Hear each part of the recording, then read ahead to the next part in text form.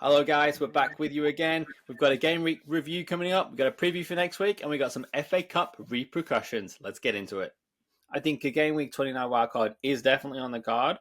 It's just whether you have the forethought to plan going You've forward. had some great game weeks, and your call on Neto, that was a master play. So well done. You took the risk, it paid off. Finally. The only thing that I'd toyed with, and again, I've said this before and I didn't do it, but the only thing I've toyed with is to try and lessen the impact of next week would be to consider the Salah triple captain this week against Southampton.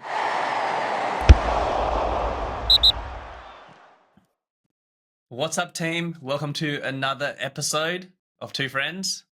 I'm Andy, and joining me once again, both of us are in the same studio, virtually. Sam. Hey, mate, how are we going? Good week? I know it was a good week for you.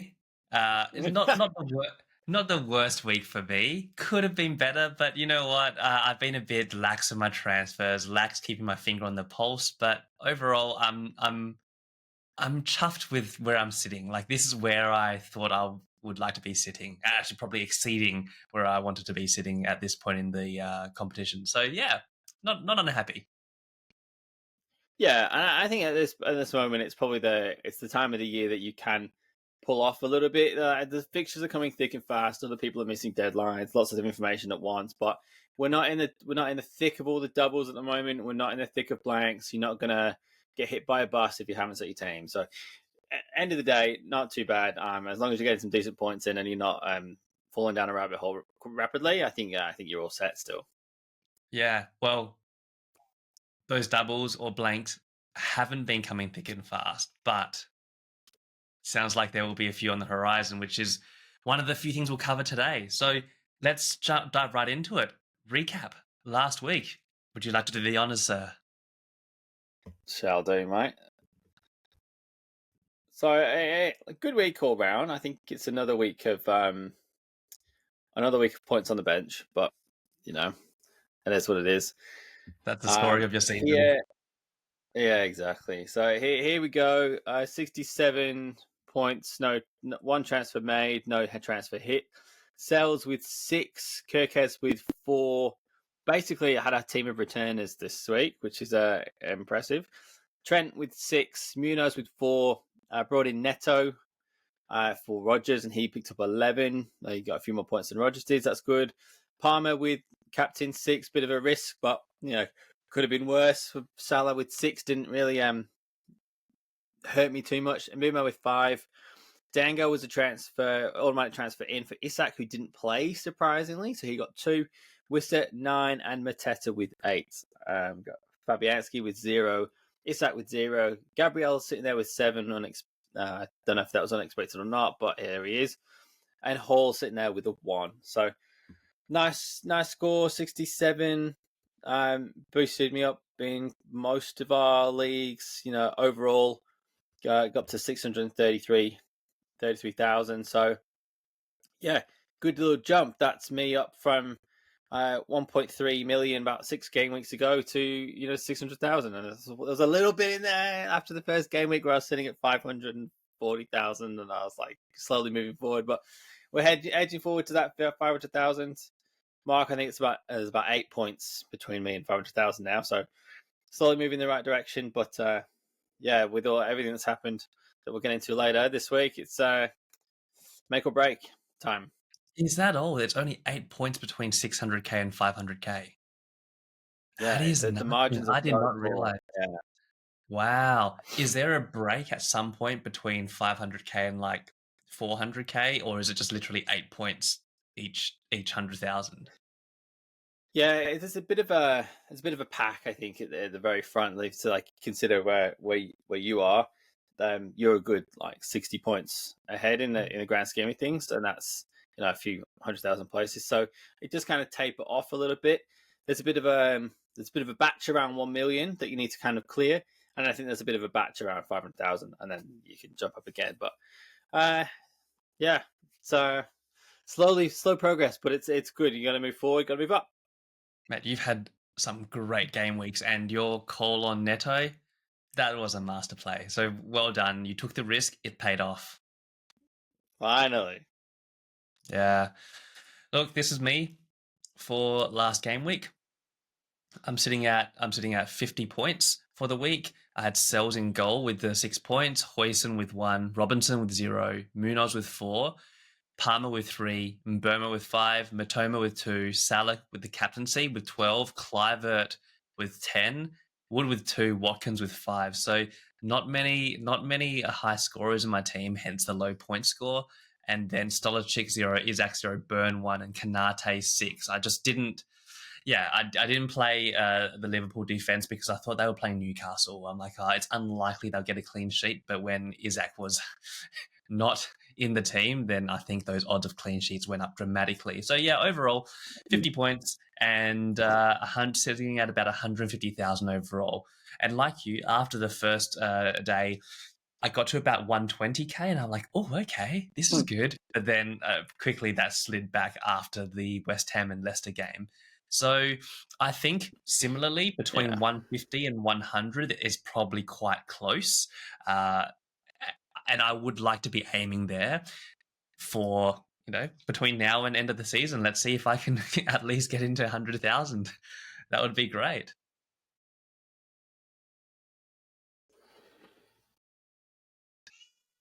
Yeah. And now where does that leave us in our league, Andy? Where does that leave us in the league? Oh mate, look, I think you know what? I'll let you do the honors on that one. So I think well, where are we looking now? We've played 20 however many game weeks we've done now, and we've been neck and neck the whole way through. But it's been hard, isn't it? Because if one person like moves a bit, one person doesn't. So 67 to 50 ended the game week, which finally, for one of the first times this season, has given me a 6-point buffer at the top. So it's time to claw it back, Andy, if you can. I think we've had this a few times this season where you've been 2 or 3 ahead, I've clawed it back, then I've gone 1 ahead, you've clawed it back, and we've just kept doing this 1 ahead, 1 behind, and then the recent gap was probably the biggest one. So yeah, let's see if I can claw it back. And it's been very, very early in the season, and we were 1-for-1 for a while, or like it was, I was just ahead, then you were just ahead, and you were just ahead, and then you've gone ahead, and then I've kind of come back and gone ahead, and then it's been the same, and it's been the same. Like, now we're winning 4 or 5 in a row and just jumping. It's a good little competition. I'm enjoying 5 it in a row. immensely. You've had a 5 in a row. It's phenomenal. Yeah. It's I feel like we'll move into our next into the next section of like, let's have a look at our FA Cup repercussions. But I feel that my rank might be in trouble with the amount of stuff that's happened. So let's so we obviously know what happened with the game week, but over the weekend just gone, we've had FA Cup. So let's bring up some results from the FA Cup. So yeah, let's have a look, because this will affect things like doubles and blanks and things like that, won't they? Yeah, that's right. So we kind of now know, with a few of those teams going out, like Newcastle will now have a fixture in 34, with having lost to Brighton. We know that Ipswich will now have a fixture, and then it kind of depends on the next round as well. So we'll have next round of fixtures, and then those people will know who blanks. So, I think some good fixtures in there. I don't think there's any surprises in the results for the week, but some huge repercussions for our teams if you've been keeping track this week. So we've not really anything from the Villa Cardiff game. It's as we expected. Villa played a semi-strong team, managed to get over the line. The Championship clash, Preston, bottom half of the table, managed to beat one of the promotion contenders at home, so they're going to now play Villa in the next round. City, with a very rotated lineup, got through at Plymouth. Man United, Fulham getting over the line and knocking Man United out on penalties at Old Trafford. That's a bit of a sting for United fans, but it means United will be in the mix there. Crystal Palace Millwall had some quite large repercussions for some managers, myself included, with Mateta going off after about 9 minutes with what looked like quite a bad head injury. Seems to have had 24 stitches in hospital, and maybe expecting him to be out until maybe like game week 30, 31 at least. So And that was a dangerous tackle as well. Yeah. So that was a straight red for that keeper. Multiple game ban. So Mateta's going to be out this week at least under the concussion protocols, and then you'd expect him to be out a bit longer. So he has the 29 blank, but it's a bit annoying because he was one of our players that we were kind of looking for our double in 32. So if you've got him like me, it's a bit of a drama. Next one, Bournemouth getting through against Wolves with yet more issues, with Mateus Cunha getting sent off for straight red for dangerous play. He kind of got a bit overzealous in the literally the last minute of the game, pushing some players, pushing them on the ground, a little like immature headbutt thing. So he's also going to get 3 games, maybe 4, depending on his I don't know, because he's already had a suspension this year. That they could add another one on for repeat issues, but that's frankly annoying. That's another striker gone. And then we move to the Newcastle Brighton game, and we've had we had a red card for Tarek Lamptey, but that was the second yellow, so he's going to miss a single game, which is not too bad for us. But then Anthony Gordon picks up a red card. So unfortunately for Gordon, he's now out of the League Cup final against Liverpool. So but that's bad news for Newcastle fans, good news for Liverpool fans. They did have Alexander Isak back in this game, though, and he did score their penalty. But that's another Newcastle asset that's now missing for 2. Hall looks like he's picked up an injury, so he's also looked like he's going to be out for the doubles. So we're losing our doublers that we look at fairly rapidly. And then Forest were behind against Ipswich at the country ground, managed to pull it back and then get through on penalties. So very interesting ties. Champions League fixtures to go as well. And Arsenal are playing as we record, and they're 3-1 up at PSV. So that's probably good for you, Andy. Yeah, look, outside of the EPL, for me, it's like if something doesn't affect EPL, I'm just like, EPL is where I want Arsenal to be winning. Unfortunately, they're not at the moment. Okay, so we've had lots of updates, and there's still things which will be happening, which will impact our blanks and doubles coming up. So let's take stock of where we are right now. Okay, so we know, number 1, Mateta most likely going to be missing a number of game weeks. And he's one of the strikers which, after game week 29, people would have wanted to go to, because it would have been likely that he would have a double game week later on. Okay, which would have been around the 33, 34 mark. Yeah. Cunha, we know he is out for a number of game weeks because of his hot-headedness, and he's also a striker which people are looking to bring in because Wolves are actually having a pretty decent run of fixtures, and with the likes of Mateta having a blank, people were looking at bringing Cunha in. When you look at Mateta and Cunha, those are like the 2 cheaper, lower cost strikers that you can actually be bringing into your team without going to Wood or going down to João Pedro or one of the Fulham boys. So yeah, with those 2 things, I think it starts limiting people's options for strikers. So you're either going down quite cheap, or you're trying to make the likes of a Haaland work, or you're taking a punt on someone who might not be guaranteed full minutes. I guess you still have Wissa around, but Brentford's fixtures are having a turn. All right, we've got injuries, bans, blanks, and doubles flying all over the place. Let's actually get a bit of a recap on where everything's at. Cliff notes, per se. Mateta's out for a few weeks. He's going to miss his blank, which is okay, but will he miss his double in game week 32? We we need to keep an eye on that. Cunha, no blanks and doubles planned, but that's one less striker that's on the table at that price point, which people were wanting to bring him in anyway. So that's the people who are out. Like you said earlier, Hole, let's see if he misses his double in game week 32 as well. Now, onto the actual teams at blank and double. So we know in game week 29, Villa, Liverpool, Newcastle, and Crystal Palace all blank. In game week 32, Newcastle double, Crystal Palace double. Are those only confirmed ones? What am I missing here?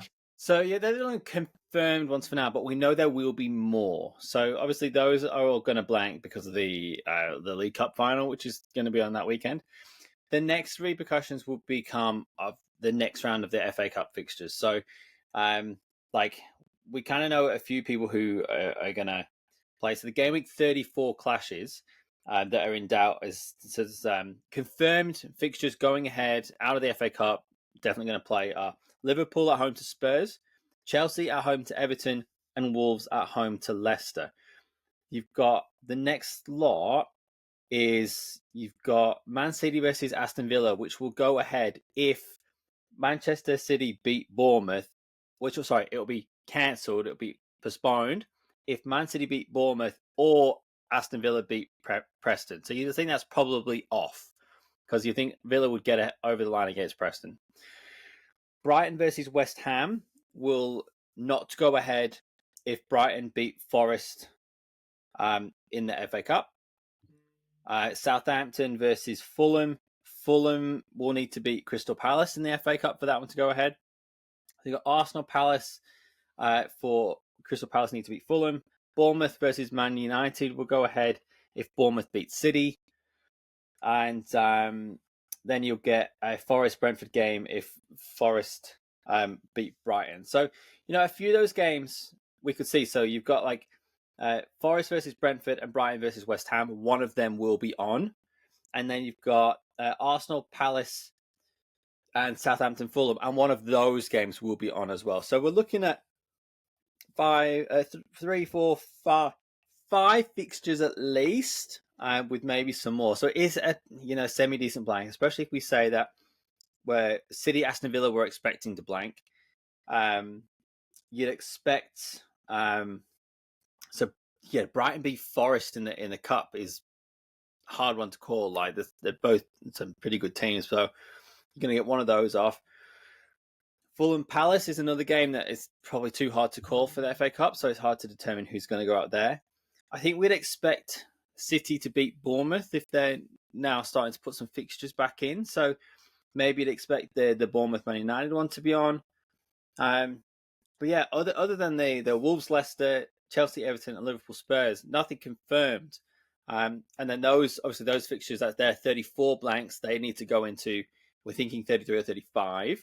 But if both teams are not in Europe anymore, then they could go into a midweek as well. So it's still a bit early to tell, and it's a bit early to know. But if we're trying to hold our wild cards until game week 31 or 32, we should have some more ideas about what's going to go on, because between now and then, we've still got an international break to come up. Like Liverpool play once in the league in March. They play 2 games against PSG in the Champions League. They have 1 game in their Premier League and 1 game in the League Cup. So still do have fixtures, but only 1 Premier League game, and then there's an international break in there as well. So we do have a little bit of time before we need to start really thinking about those. But with our chips to go, especially if you haven't played a triple captain like me, we've got limited time frame to play these chips now.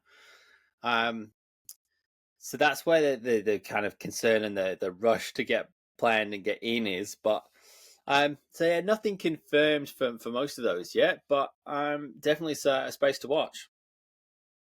Well, with 29 blanking and 32 doubles confirmed, though really realistically right now where we are at, that's what we do know. And it sounds like either 33 will have a double game week. 34 we know there will be blanks. It's just how many, and 35 possibly. So 33 and 35 may be the 2 game weeks, which there may be double game week. Maybe 36 as well.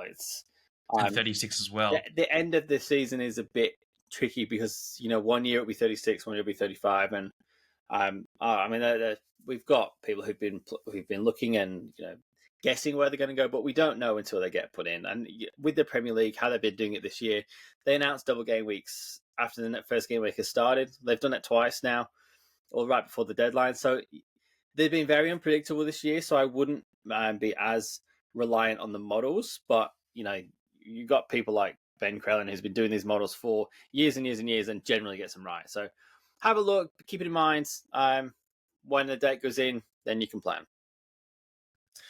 So, from a chip strategy and transfer strategy, then it sounds like there will be at minimum 3 separate game weeks where there's blanks and doubles. At a minimum, 29 locked in, 32 locked in, 30, 33, 34, 36 potentially. Yeah. It can affect one or more than one of those game weeks, right?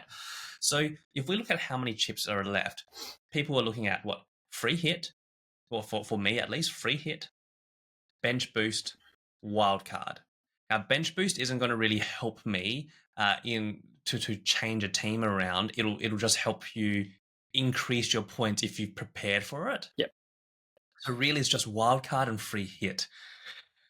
That's only 2 big changes to a team where we have more than 2 blanks and doubles, potentially up to 4 blanks and doubles in separate game weeks. So it sounds like one of the strategies now would be potentially to bank points. If we don't know transfers. If we don't know what's going to happen now, banking transfers between now and at least 32 seems to be the best play. What are your thoughts? Yes, I think my thoughts and strategy was definitely a banking transfers going into 29 with 10 players. I think would be fine because I think you're going to have people who have got less, especially if you're holding on to a Palace player or you know, a Newcastle player in Isak. I think that's fine because you're going to kind of make that back again. You're not spending transfers to get him in and out. My plan was to get to wildcard between 30 and 32, 33, somewhere like there.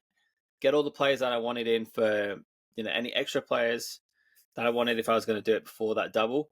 And then any extra players who will kind of know a little bit more about the doubles coming up, so they'll be able to book them all in there. Was going to be to free hit in the big blanks of 34, bench boost in the biggest double. So depending on when those fixtures go, bench boost in that one. And then triple captain in the other double game week if there's another one. So we're expecting there to be another one. So, you know, Isak was a kind of an option in that week. I think there's 2 definite ways now. There's still that option of, you know, putting your bench boost and stuff in around those doubles. The other one is that if you've been preparing for your blank with your free transfers, you might still be holding Mateta and a Gordon and some people like that. And you now might be looking at a team for 29 that's got, you know, Isak's in, but he's not going to play in 29. You might have a Acuna who's suspended, a Mateta who's injured and not playing, Liverpool assets. Like you could be looking at 4 or 5 big gaps now. So I think a 29 wild card is probably on the cards as well to set yourself up. Because if you can get in enough players to play, you can then use the transfers on the other side instead. You just need to be mindful of the fixtures and the doubles that are coming. So know which teams are likely to double and know who you want to get to. So it'll be a bit more of an intricate plan.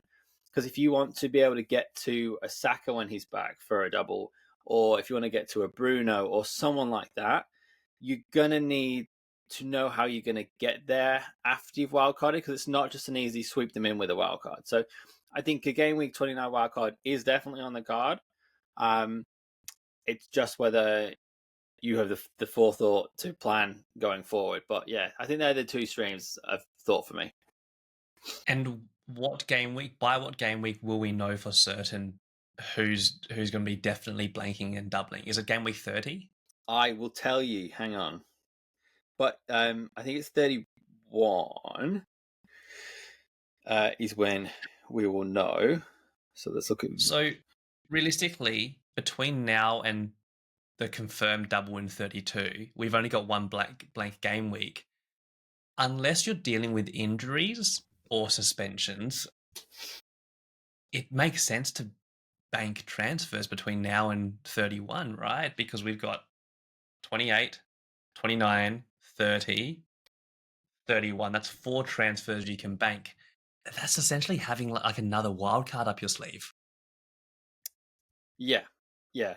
And a lot of people are going to have a few transfers built up already for the going forward. So it's not like the injuries and stuff have overly changed our thinking on it. So yeah, look, it's tricky because I know people like me, I've kind of been caught within two strategies. Like I've been moving forward, but then I've been making transfers to try and catch points. So like bringing in Neto last week, won some points, someone who's going to play in the game week. But then if I now want to keep him for the good fixture this week and the fixture, I think that they play Arsenal in 30 or in 29, like if I want to keep him for those fixtures so I have players on the pitch and I want a wild card this week, I'm then kind of in a tricky spot where do I want him after the wild card? So that's it's a difficult one. To answer your question before, quarterfinals of the FA Cup on the 30th of March. So that'll be before game week 30. So game week, so that's on the 30th of March, and then game week 30 starts on the 2nd of April. So we will know who's doubling. We might not know when the double is, but we'll know when the blank is for what teams are blanking. So you could potentially get through and just see how you go through 29, through 30, and then free, and then wild card 31, 32, because we already know who's doubling in 32. We then know who's blanking and doubling, so you know which place to go for and avoid. And then with that free hit, you could you can still get in your players from those blanking teams. So yeah, interesting. As long as I think that's still the play if you can get through 29 without having a massive hit. But if you're moving up the ranks, if you're challenging for the top, I don't think you can go into 29 with less than 10 players. I think you're going to need to. So whether you take a transfer hit for those, and the other thing to consider is the players that we've lost. If we say Mateta and Cunha, especially very talismanic players, like do you gamble on a Strand Larson from Wolves, or are you thinking, yeah, their fixtures aren't as good without Cunha? And I think I'm with you. I think that's where we are. Do you go for it's a different position, but do you swap a Mateta for an Eze at Palace? Again, I don't know. I'm like, without Eze's goals, where would Palace be at this point in the season? So we already had striker problems, and now we have more. And I feel we might get a bit templated now with the way we've had these injuries, and we might end up with Haaland, Marmoush, that kind of player. I think where a lot of people are going to end up in that camp. Yeah, agreed. Haaland has been on my mind for a while, and I've been banking transfers into anticipation of getting Haaland back in. So I know if I sell Palmer, I'm always 2 transfers away from Haaland, right? And I think that's the case for most people. I wouldn't be going to Strand Larsen. Cunha is like carrying the team. That's probably why he's so hot-headed. He's just from the pressure of carrying the team. And we saw what Eze was like without Mateta early in the season. I'm not going there. But then again, I missed the Mateta bandwagon as well. So realistically, who do you have left? Yeah, Marmoush, but is he a proven resource? He's had one amazing game week. That's it so far. I probably want to see more from him. So really up front, Wissa, Watkins. Watkins hasn't been great. So I think Haaland, a front three of Isaac, Wood, and Haaland is probably going to be what template looks like if you can get there. But then that comes down to, well, what do you need to do to the rest of your team to achieve that? So my game plan is going to be trying to field 12, trying to field 11 for 29. And if I can achieve that in 2 transfers, I can. It's just, do I bring in Haaland, which will cost me 3? And then I'll just be banking transfers from 30, 31, 32. Yeah. For 33, 34, 35. Yeah. Maybe 36 even. Well, let's have a look at your team for this week then. As we're talking about teams, let's get into our preview, and we'll Yeah. see. Well, I mean, look, for me, it hasn't changed that much. I've made no, I've made no transfers. So here's my team for the week: Sells and goal, Kanate, Byrne, Munoz, Palmer, Clivert, Salah with the captain's arms band against Southampton, Mbermo, Wood, Watkins, and Isaac. Nice. Uh, on the bench, I've got Matoma, who I do want to do something with, but he's not a pressing, he's not blanking, so he's not pressing right now. He's yellow flagged, maybe he'll play, and then Robinson and Hoyson. So my blankers really are Byrne, Isaac, Salah, and Munoz, and I know I want to keep Salah. I know I want to keep Isaac, and I want to keep Munoz. So really, Kanate and Byrne are the two which I'll transfer out. Yeah. Yeah, very nice. So I'll show you my team for the week coming up. Mine, I'm feeling a bit stuck between a couple of things. Make it bigger. So this is what I've got up so far. I'm thinking that guys, I can see everyone looking. It's obviously I've got a red player sitting there on the front line. But I've got Sells starting in net.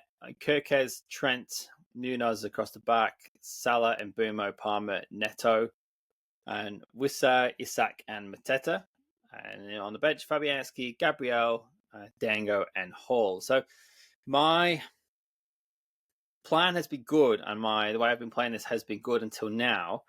My thoughts and issues now come with the blankers for 29 are Trent, Munoz, Salah, Isak, Mateta. So far and Hall. So 6 of my 15 all are blank. So my plan had been to carry through Isak, Mateta, and Salah and sell the rest, which might have to change now depending on news on Mateta.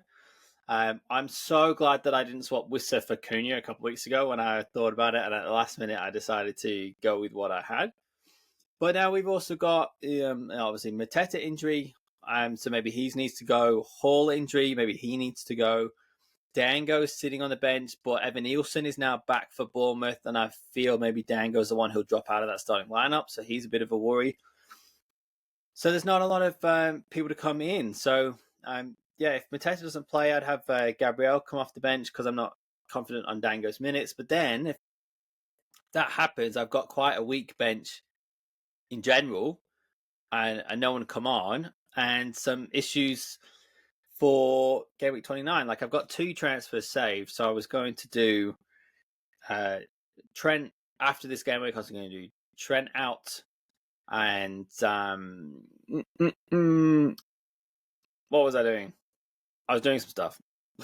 Trent out, Hall out, and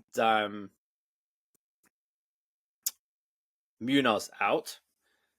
So I could keep the strikers, but I think now I might have to keep hold of Munoz and change Mateta as a striker. Like I don't want to because he's been good, and probably will end up bringing him back. But when we talk about head injuries, I know it's not the same kind of head injury, but let's see what happened with Raul Jimenez a few years ago. He had that horrific head injury, and he just was not the same for a long time, like a long time gone. So it's not set that Mateta is going to come back into this team at any rapid pace. So,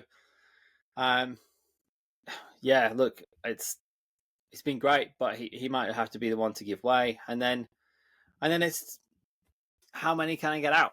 And I would like to try and keep going with my plan. I think of just getting out as many as I can in 29, and if that's 9 or 10, the hit that week might be a pretty bad red arrow that week, but hopefully I can leave myself in a position to go forward and not do rash. Like I'll be able to bounce those people who have to wildcard this week. And like we said earlier in the pod, like I think few people are gonna go in with less than a full 11. So, carrying people through might just be the way. But well, let's see what this game week brings up, and we'll make decisions after this one. But I like you've made no transfers this week, but I just don't feel like I can make a transfer unless I want to jump on a striker for a good fixture this week that I really haven't seen anyone who I would bring in. So unless someone is out there as the obvious out of position player or the obvious must have, like the only people Chelsea got a good fixture against Southampton, but I've already got two Chelsea assets. I don't really want to have three because I don't want them going forward. So I'm only going to want to bring someone in who I'm going to want for a few weeks, and I don't know who that is yet because it's quite a difficult landscape to navigate.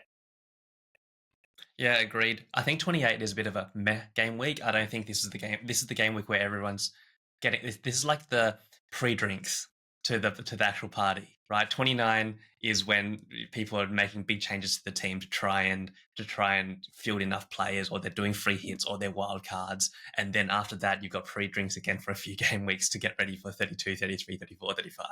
So yeah, for me, I'm the same. I could make my transfers now, but there's no point bringing in Haaland before Forest because they've been pretty good defensively. I'll just make all of my transfers next week in anticipation for the blank. Yeah, the only thing that I'd toyed with, and again, I've said this before and I didn't do it, but the only thing I've toyed with is to try and lessen the impact of next week would be to consider the Salah triple captain this week against Southampton.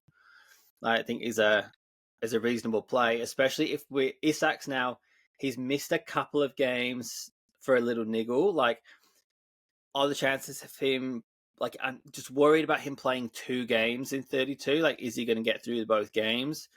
And then who else do you captain? Like, Haaland's still an option if they double. But so yeah, there's always a triple captain Salah on at Southampton, or if you're feeling super plucky, as a triple captain Palmer at Leicester. I'm staying away from Palmer. I'll probably eat my words, but yeah, look, he's out of form at the moment, and look, he could have gotten more over the weekend, but yeah, the trust isn't there for Palmer. Salah triple captain against Southampton, not the worst idea. I mean, it's not a double, but it's definitely not the You worst say idea. Palmer's out of form, but he's just not hitting the back of the net. Palmer last week against Southampton. So Chelsea won 4-0 and Palmer wasn't involved in anything. He picked up a clean sheet point. But he had more shots on target against Southampton than Liverpool did against Forest. I agree. Or Newcastle. Newcastle. I agree. But we've seen this before where players. Do you remember Eze at the start of the season? Do you remember Darwin? And he just kept blanking, and he never turned good. Yeah. Right, and that's just what I'm conscious about. But anyway, let's see how that all plans out. And yeah, I think this weekend's going to be a game week, but I could be totally proven wrong, and there's huge scores that come through. But I'm not making transfers. I'm going to be waiting until the 29 blank. There's still a lot of highly owned players. So if you're thinking if your Mbeumo returns, Wissa returns, if your Palmer returns at Leicester and Isak and all those players that we still have this week, you could still be looking at 80, 90 points. Like we were like last week, like just slow returns for all the big players. But if we have a game week like we did a few weeks ago where it's all the surrounding players who bring in their points, and some people have got 100-point scores, but most people are like sit on 30 points. It's a game week, but like you say, see what it brings. See what disasters the game week wants to throw at us to wreck our 29 plans further after our FA Cup. But yeah, it's just it's a point of the season where we can't do anything much other than watch and wait. Yeah, sorry when I say meh. I mean, like, it's watch and wait, right? It literally is watch and wait. That's it. Awesome. Well, best of luck, everyone, and we'll catch you next time. See you guys. Thank you.